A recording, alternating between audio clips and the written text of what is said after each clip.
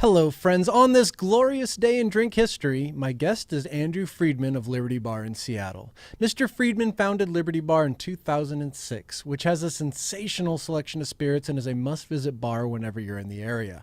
And he's been a major contributor to the development of spirits culture in Washington State. Andrew formerly served as president of the Washington State Bartenders Guild, an organization he helped establish, and he also formerly served as the vice president of the Washington Distillers Guild, which he also helped establish, and he has served as co-chair of the USBG Education Committee. Folks here at Anchor also know Andrew from his second place win in the 2012 Luxardo Cocktail Cup, which was a rollicking good time for all. Let's do this.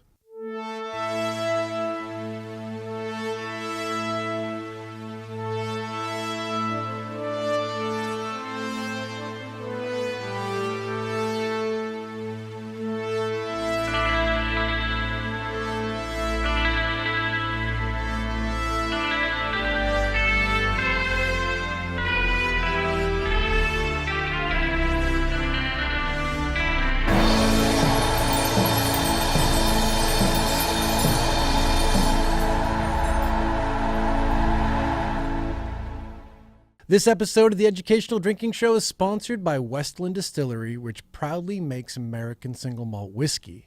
What is American single malt whiskey? Well, in the case of Westland, it's whiskey that's made in the tradition of Scottish single malt, but matured more in the American style.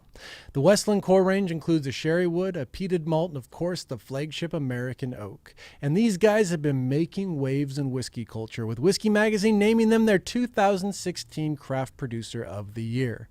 If you haven't had it, I highly suggest giving it a try. Good stuff. And now it is my great pleasure to share with you my interview with Andrew Friedman, bartender proprietor extraordinaire of Liberty Bar in Seattle. I've been a bartender since basically the day we opened up Liberty, which was mid-April 10 years ago. So you take a whole like Kobe Bryant approach to bartending. Oh, yeah, for sure. I'm definitely one of America's most loved bartenders. Yeah, you have that in common. I've got that in common. And but you're bar monogamous. I that's true. I am bar monogamous. I opened Good Citizen, but it's an event space, so I'm still kind of in love with my original girl that brought me to the dance kind of thing. Why have you been at the same bar for so long, and why do so many other bartenders not end up at a bar for 10 years? Well, I'm one of the lucky ones that created my own universe. It's a great point. Yeah, when I opened Liberty, I had no idea what I was doing, not even the first clue. In fact, the day before we opened, if not the day we opened, I went down with the head bartender to the there's a place right next to us called Dick's Restaurant Supply. Mm-hmm. And I was picking the last few things we needed to open up our bar. And the head bartender at the time, Rob Sheldon, wanted to pick out a juicer, just a hand juicer, which back in the day, I don't know who else in Seattle was doing scratch. I don't know if anyone was. I'm sure there's someone somewhere, but it was a very unique concept. And I, just wanting to please Rob because he was helping out so much, said, yeah, sure. I think I had a bottle of just fake lime juice in my hand. And he's like, no, please no. Can I have this juicer? And I just wanted to be nice to him because I came from a coffee background. Okay. I came from a other small business background. I opened a bar because I thought it was a good idea at the time. That's a big first step into bartending, opening your own bar. Yeah, I worked at a bar for a few months before opening Liberty, and that was my entire experience with it. What are some of the things you got right out of the gate, and what are some of the things you got wrong? That's a very good question, because that question basically sets up why Liberty's been here for 10 years. Yeah. Out of the gate, we got hospitality down. It really is. I mean, we happen to make really good drinks. We started out as a classics bar. We had maybe 10 drinks on our menu. Now we have over 50. We're kind of stupid that way. But really what it was is that we are a neighborhood bar primarily, and we were great with the neighbors. We made sure the neighbors had a place that they enjoyed, and we enjoyed them coming in.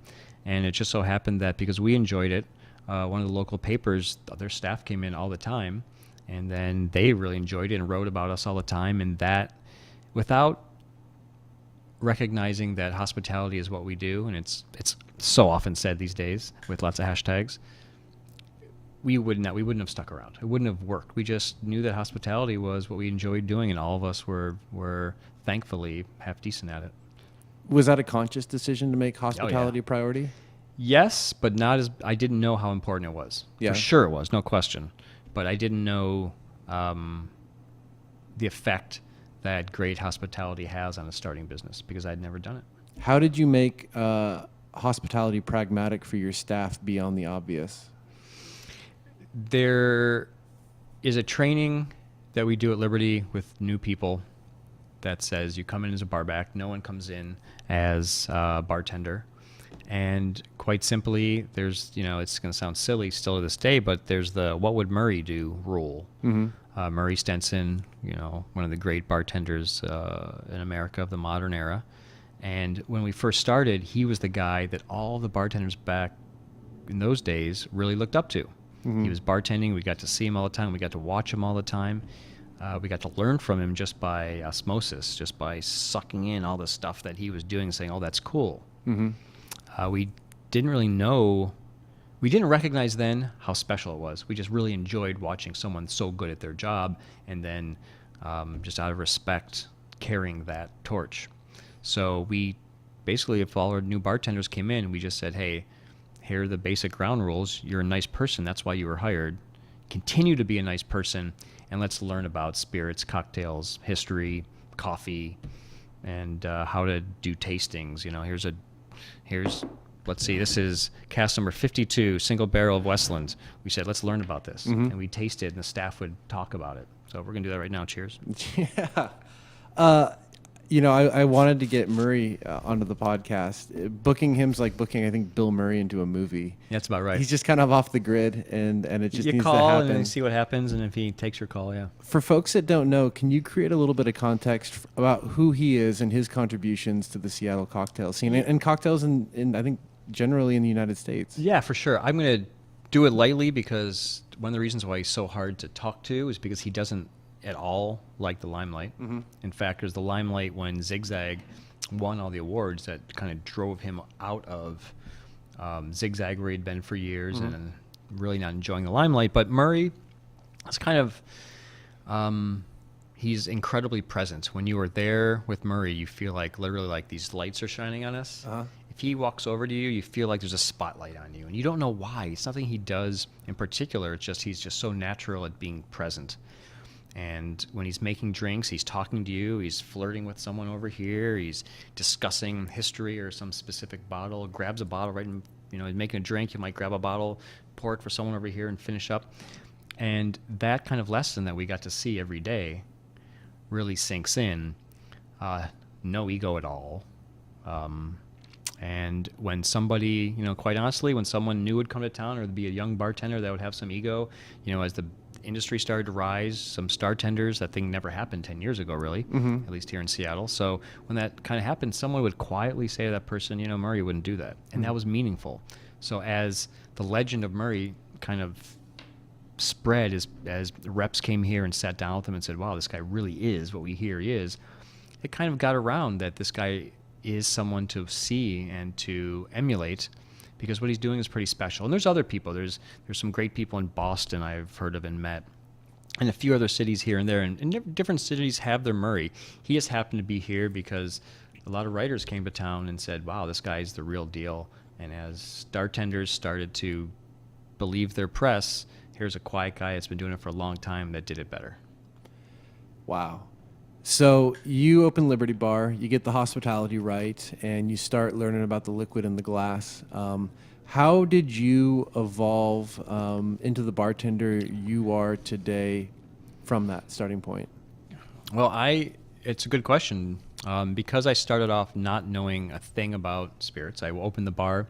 I was doing sushi during the day, making sushi during the day, and then at night I would be barback, or the opposite. And I learned really, honestly, it's from my customers. My customers had so much fun mm-hmm. that I took it in and like, this really is fun. I drank gin and tonics because I had to have something in my hand. Yeah. But very quickly, I learned I liked whiskey. I liked American whiskey. I loved bourbon. I didn't know I loved bourbon. So I started to collect bourbon. And back in those days, you could get anything. You know, Pappy Van Winkle, how many cases do you want? No problem. It wasn't even a thing. I think I was selling Pappy 20 for $18 a glass because that's what the multiple was. You take the price, multiply it by around 3.5, divide it by 15, that's your price, right? No problem. We had tons of it. Michter's 10, rye, sure. Why not? I Yeah. think I priced that at that point at probably $15, $16, $17 and thought it was really expensive. Yeah. And I really enjoyed the different tastes once you really start to get into whiskey, and I recognized there's really something to this. This is something to be studied. So I spent years with American whiskey before then switching to Japanese, but it was really the American whiskey, learning the difference between bourbon and rye, and it's catching. You start to talk to your customers about that, and they get excited. And you know, now we have 600 bottles, and I'm still living in a small apartment because I really enjoy collecting great whiskey. How did you get into Japanese whiskey? Because I remember the first time I came to Liberty, I think I was at the time a consultant with Anchor, and Yeah. we were working with Nika, and you're like, check this out. And you had way more Nika than I had ever tasted, experienced, seen in person. I don't remember where it came from. I really don't. It just all of a sudden was on my radar. And after drinking American whiskey for so long and then dabbling with Scottish whiskey, it was something special happened. You taste this and you're like, these guys are doing something amazing. And I spent years in kitchens too, so I love picking out flavors. And Japanese whiskey is unlike any other whiskey in the world. It's just, there's like the Suntory Hakushu, for instance, is one of my favorite whiskeys, the 12-year. It's just, how do they get that flavor with the same simple components? It's magical. And I wanted to see what they did differently. And so those Nikas, my God. You know, it was actually, I think it was the Yoichi 15. The Nika Yoichi 15 is, I had that and I went, what is this? What are they doing there? Yeah. And luckily, a friend of mine flew back and forth to Japan 2 or 3 times a month. And back then, you could get as much as anything as you wanted, Yeah. relatively inexpensive. Yeah. So I just had him bring as much as he possibly could. Have you made it over there yourself? I made it as far as Narita, Yeah. the airport. But no, it's on my list. I think I'll be going maybe this summer, actually. You can get great ramen in the airport if you know where to go. This was actually the old Narita, so there was no great ramen, man. No? Yeah. Okay, so But noted. You're drinking American whiskey, getting a Japanese whiskey. You know, we're here at Westland, which I think is a really cool indicator of where beverage culture is going here in Seattle. You know, I think they've taken a big leadership role in American single malt. Where does American single malt fit into the American whiskey landscape from your perspective? Well, Westland definitely is in a unique spot. They earned it. They worked really hard to get here. As you come to Seattle and you do your distillery tour, just right in this few blocks, there's a whole bunch of really good distilleries. This is special, though. What they're doing here is not just because it's a really big distillery, but because their palate makes really great whiskey.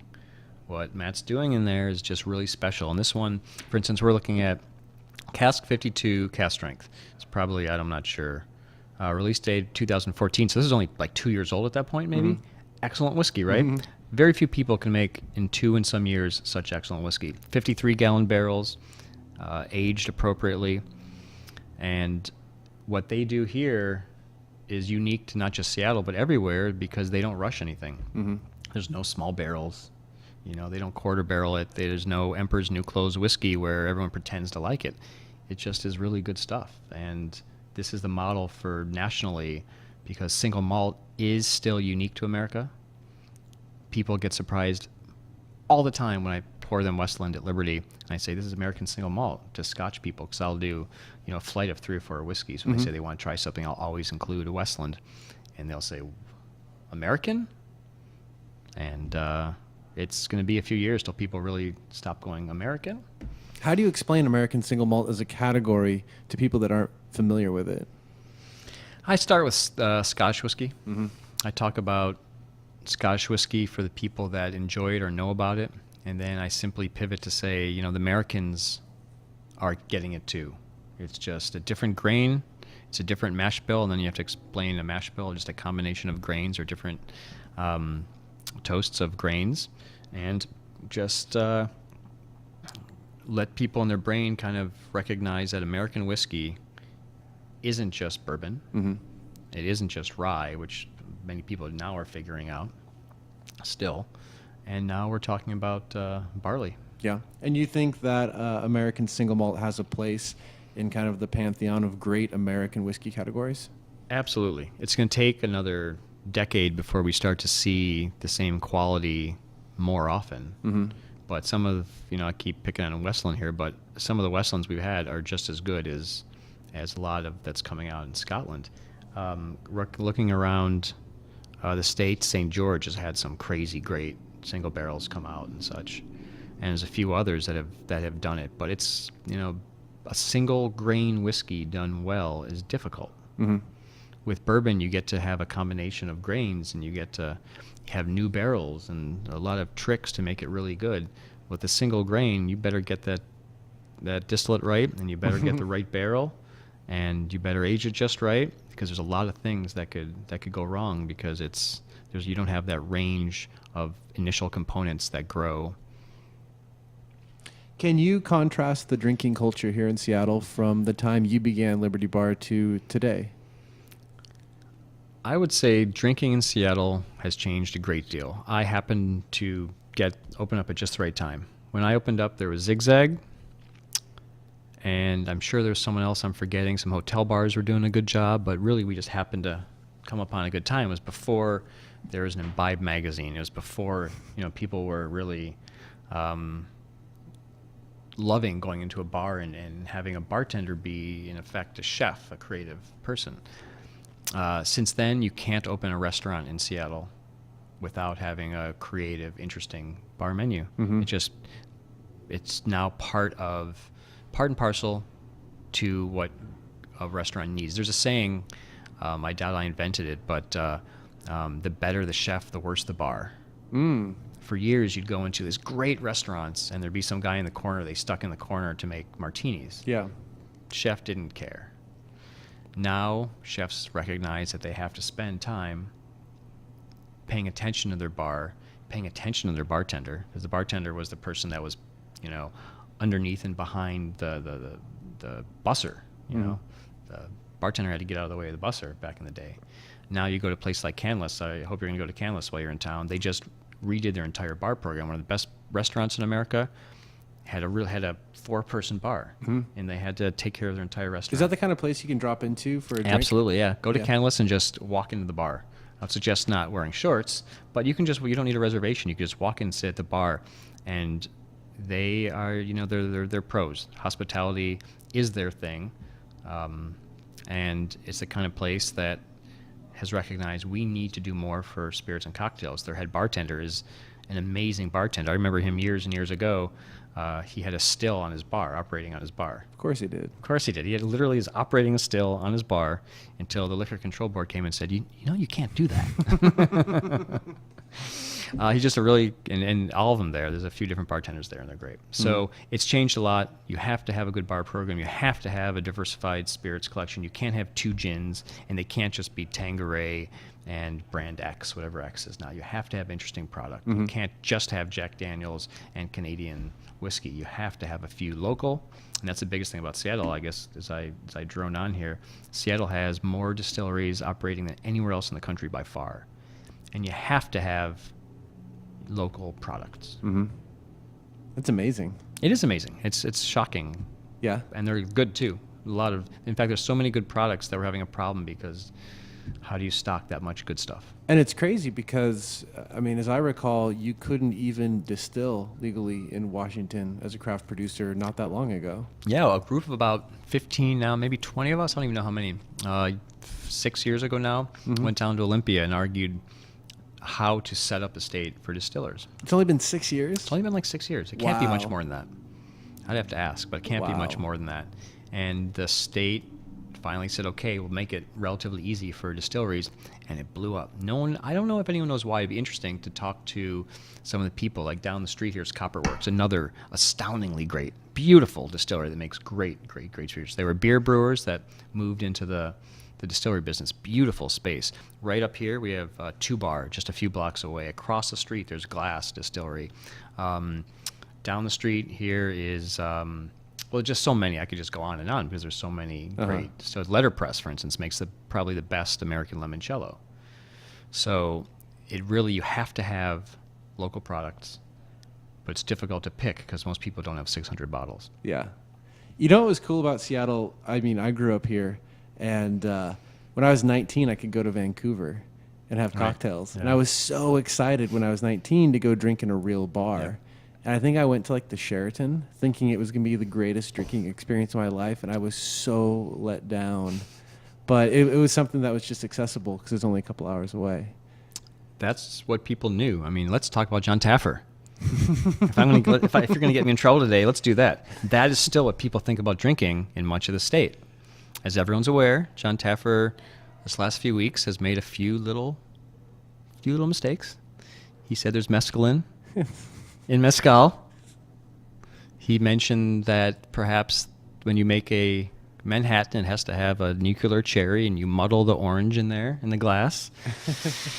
So that's what people still are being taught about. Yeah. Spirits and cocktails in many cities and many places until it changes because of people like this show, and it gets out and people start to hear about Westland and they go, I want to go to Westland. And I mentioned Copperworks or Letterpress. Oh, how do I find that? Yeah.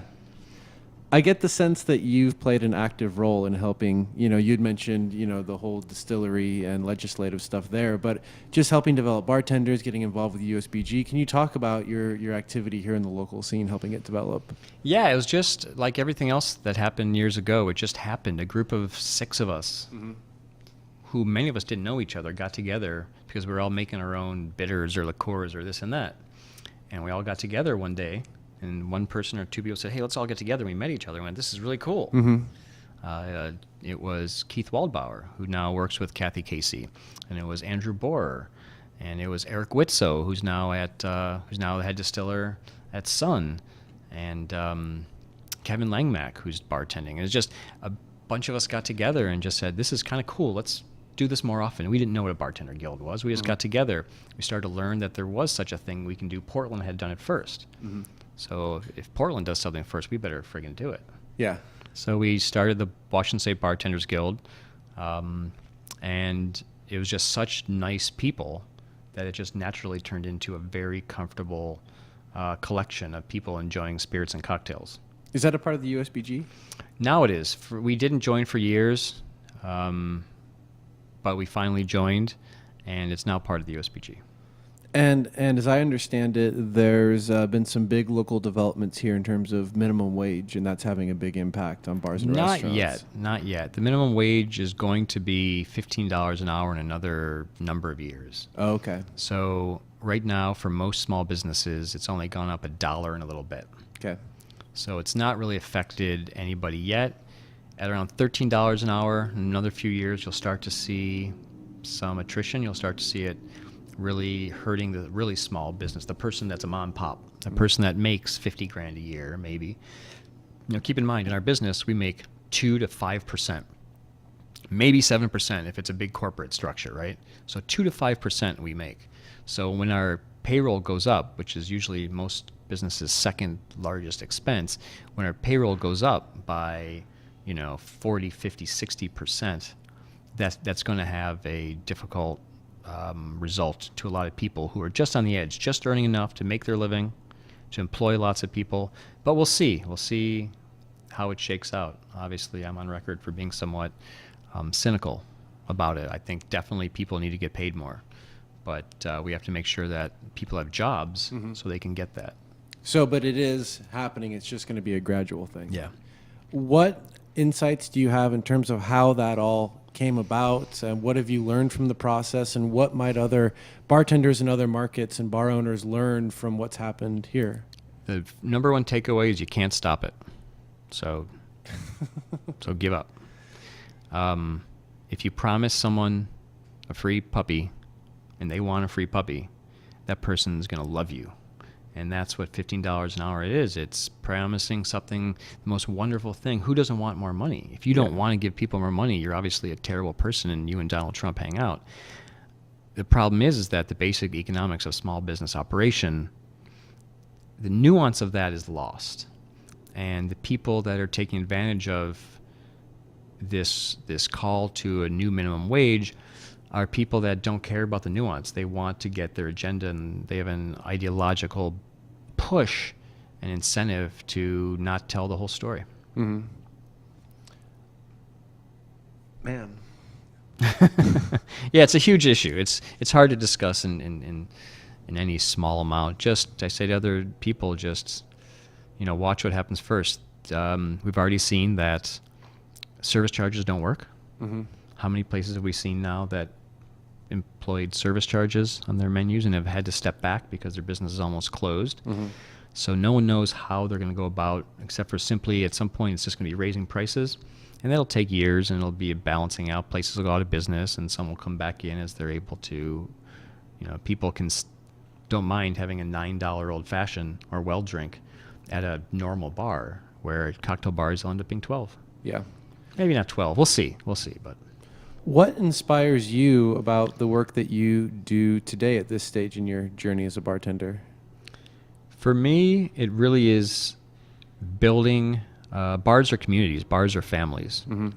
And we do not ever stop remembering that for people that are in the cocktail world, it's not just a job. For most people, it's not just they're going to bartend until they finish college and move on to their accounting degree or using their advertising education. It really is for people, this is going to be their career for a while. Mm-hmm. And so Liberty is really about creating that kind of family environment to learn from each other. We do training like crazy. New people come in, and as I mentioned, they start off as barbacks because there's no way you could come into Liberty, 50 drink menu, 600 bottles, and be able to talk about extemporaneously the difference between all these different whiskeys your first day. It takes a long time to figure that out. So Liberty really is a family, and we really train like crazy, and our people have moved on to, frankly, we do a pretty good job. Anvil in Houston, Death & Co. and Pegu Club in New York, Multnomah Whiskey Library in Portland, Cannon here in Seattle. The best bars in the country, our people are snatched up as soon as we're, sometimes as soon as we train them really well, because it's pretty rare that you have that kind of environment where someone like me will spend the amount of time and effort and money, because that's what our priority is. What have you learned about the art and process of training bartenders? The art and process of training bartenders, it is a lot of process, and hopefully they turn into artists. You have to really lead that horse to water. You can't force somebody to want to learn about why this barrel 52 is so great. Mm-hmm. The nuance is so huge, and they have to come down to the distillery and talk to the distiller. Mm-hmm. They have to talk to 10 other distillers. They have to talk to brand people and understand why whiskeys behave differently. That takes a while. So the process is easy. You give it to them. We go and we do tours of distilleries, just our bar, and we make sure every rep that comes to town comes to Liberty and speaks to our staff about their product. Mm-hmm. That's the process. The art side is, do they enjoy it? Do they take to it? Do they ask questions? Do they take notes? Do they then go out, and do I see them the next week pick up that bottle and then in one hand maybe parrot what the brand rep or distiller says, and then start to talk about their experience with it? Mm-hmm. You can't teach that. Yeah. So you can set them up, but Outside of whiskey, are there any categories that have your attention right now? I think it's pretty well known. I'm a big fan of mezcal. I just got back from Oaxaca. And after spending so much time watching American distillers create the exact same whiskey year after year after year after year, Mm-hmm. you go down to Oaxaca and you meet an old guy that's been doing it for 50 years, and every single batch is different. Yeah. And he celebrates that every batch of the same Espadin agave is different. It's going to be different seasonally. It's going to be different day to day, because the yeast's all natural yeasts. Mm-hmm. These guys have their own yeast, right? They've got it saved in 5 places around the world in case of a nuclear attack, just in case the zombies don't eat us all. They get to make their whiskey again, right? Yeah. But down in Oaxaca, it's all natural yeast. Uh-huh. And so I really, after drinking perfect whiskeys for so long, I love opening a new bottle of mezcal and going, what did they do? There's these flavors here that we've never had before. There's no names for them even, Yeah. because they're so foreign to us. Yeah. So that's why I really love mezcal for sure. Past mezcal, tequila is now capturing me. After such heavy flavors, I'm heading back to a little bit of more calm, delicious, just agave products, but I'll never say no to a good whiskey, that's for sure. And what's left for you? What does success look like? What haven't you done? What's next? Well, success for me at this point simply means developing a cool place like Liberty. Mm-hmm. You know, it's no secret to cocktail bar owners. One question, if you talk to cocktail bar owners, you should ask them is like, you should say, so how rich are you? It's no secret that you don't get rich opening a cocktail bar. Mm-hmm. Our expenses are higher. We have more people on the floor. Everything about what we do is more expensive. So unless you have, 60 to 80 seats and you're able to keep it full, Liberty only has the main floor 50, and then another 25 can fit in the back room when we have events. So it's not a big money maker. What's great about Liberty is it's giving the opportunity to do other things. Mm-hmm. And so that means moving towards brand management or owning a brand perhaps. Mm-hmm. It just gives you a perspective about the industry so you can start to see other opportunities. And now I have a family. I have a lovely little 3-year-old and a wife. And I have to do something to create a life because they don't enjoy living in a 2-bedroom apartment in Seattle. Mm-hmm. So there has to be that balance of creating this awesome place that is Liberty in this great environment that is Seattle, and also providing for your future.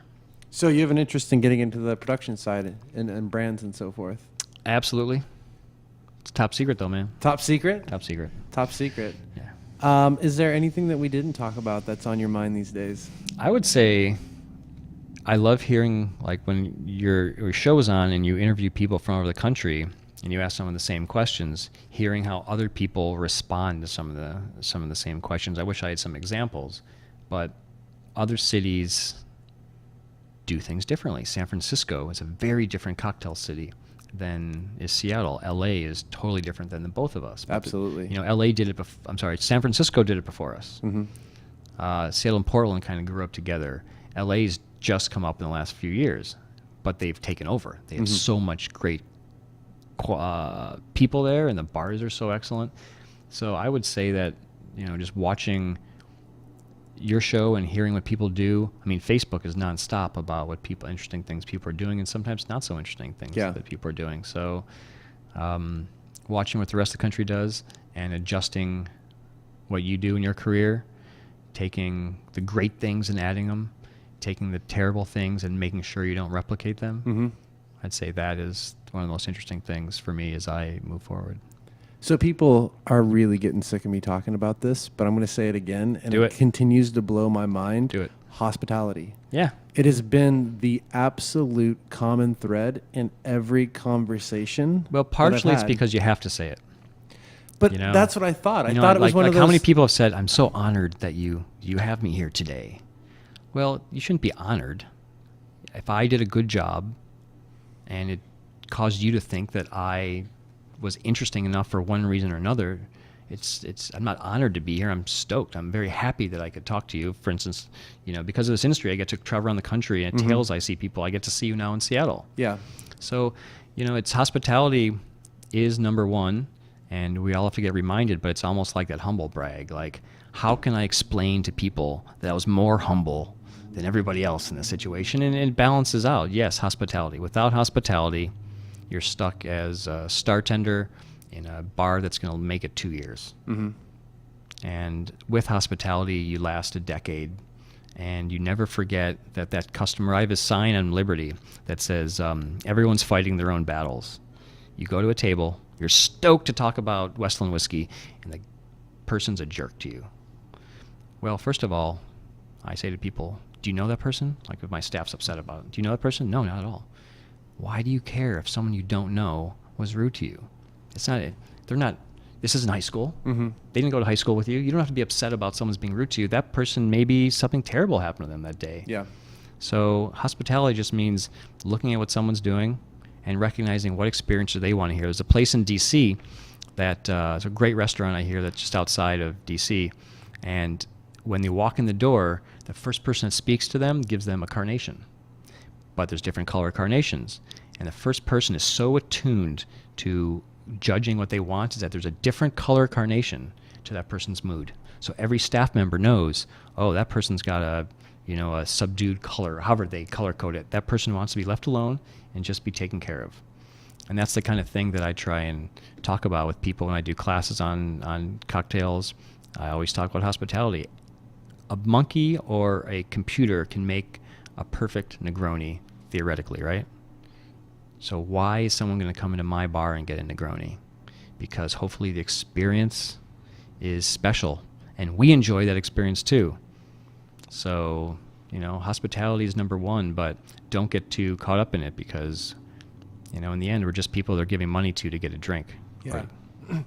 But see, that doesn't come across to me as a humble brag or as a talking point. And I've sensed that same level of enthusiasm and inspiration as I've talked to other people that take their craft very seriously. It is about hospitality, and hospitality is not something you master, it's something you practice. Absolutely. There is no mastering it. And that's fair, because every single person is a new opportunity to screw it up or have a great experience. And it's so cool that we've gotten there. It's almost like this, a good drink is expected. Hospitality is where you can really add depth to the experience. That's exactly right. Look, go around the country. You look like, and as people move around, they started out at Pegu Club. Mm-hmm. How many people, the first couple Pegu Club incarnations, are now owners and operators of some of the biggest bars or bar companies around? Because Audrey Saunders, and she opened just a few months before me. She recognized she's a natural. She worked with Dale DeGroff. Hospitality is number one, which so happens she still operates one of the best bars in America. But she made people understand that it's not about the cocktails, it's about the experience. And those people went on. Chris Bostic in Austin. Such a stud. Yeah, great guy, super nice guy. Leaves LA, goes to Austin, opens up a great bar there. And you go, I'm just picking him out because it so happens that Westland guys are in Austin today. Mm-hmm. And so he moved into Austin. Austin already had some really cool stuff, but he moved in there and then created a whole new environment and energy to really, I assume, I've not been there, but I assume what he's doing there is pretty special. Yeah. And I've talked to other people from Austin, like, yeah, it's something laid back, great hospitality, great cocktails. He has his own little ice factory. And I'm sure he does, because when he was at Varnish, he's the guy that did all that. Yeah. Other people may have gotten the fame for that place, but as Chris Bostic, when I was there for years, was the guy that was there. So you go to New York, you go to Houston. Bobby Hugel and Alba, they run great bars, but do you think anyone's ever not incredibly hospitable at their places? Go to San Francisco, go to LA. Look at Carrie Ha, anywhere she is, or Brent Falco, who now moved across the country. People start to move, and they like planting a seed, mm-hmm. In smaller markets where people don't see it. Someone moves from a big market to a small, and then everyone goes, wow, what are they doing? That's pretty cool. Yeah. And some years from now, someone will make a map, Johnny Appleseed kind of thing. And it'll just be these people from New York moved over here, and then they taught these people that did this. And here in Seattle, though, it was just us. Frankly, we're up at the end of the world. No one knew what the hell was going on. We were having a good time, and it just worked out. Doesn't get any better than that. It really doesn't. It really, really doesn't. Thank you, yeah. It's amazing. Well, thank you for sharing your stories and insights, cheers. And I'm glad to know you, and glad we could cross paths. Back at you. Let's keep doing it. Let's find another reason to bring you up here for sure. Game on. I shall return.